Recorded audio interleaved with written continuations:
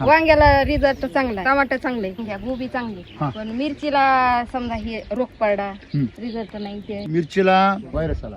प्रत्येक पिकाची प्रकृतीला जगण्याची, तिची खाण्यापिण्याची, त्याला पाणी जे लागतं ते कमी जास्त लागतं, त्याला अन्न थोडंसं कमी जास्त लागतं, बरोबर आहे ना. आता शेळी आहे, गाय आणि म्हैस आहे, तिघांचं आहाराची पद्धत काय आहे? वेगळी.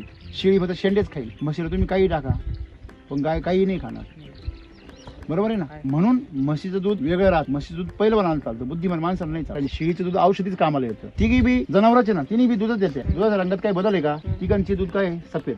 तसं पिकांची स्वतःची एक प्रकृती आहे. ज्यावेळेस तुम्ही आंतरपिकं करता, आंतरपिकं करताना किंवा एकाच बेडवर सगळे पिकं लावता, सब घोडे बाराट, त्यांनी काय होतं, माशाला जर म्हटले तू पोहून दाखव तर तो एक नंबर पोल, ते तुम्ही बदकाला म्हटले तर तो स्लो पोल, बरोबर आहे की नाही. तुम्ही जर एखाद्या पक्षाला म्हटले तू पोहून दाखव तर पक्षी नाही पोहू शकत. म्हणजे प्रत्येक प्राण्याची कौशल्य वेगळी, प्रत्येक वनस्पतीचं पण एक भूमिका वेगळी राहते. मिरची जी आहे या दोघांनाही जास्त पाणी चालत नाही, क्षारपड पाणी चालत नाही, मग त्याची प्रकृती वेगळी. मिरचीची मुळी जी असते ती बघा, पावसाळ्यामध्ये कुणी मिरची लावली असं उन्हाळ्यामध्ये, पावसाळा झाला सुरू का मिरची काय होत लगेच बसून जात, कारण तिला जमिनीमध्ये वापसाच लागतो. जमिनीमध्ये जर मुळं चौकअप झाले तर कलिंगड बी काम करत नाही, आणि कलिंगड कुठे येतं? वाळू. त्याची जी जगायची सवय आहे त्याच्या विरुद्ध तुम्ही त्याला काय देऊ राहिले? ट्रीटमेंट. या खतांचा काही संबंध नाही, त्याच्या पाण्याचा संबंध आहे. वैदिकमध्ये पाणी अतिशय काय लागतं? कमी.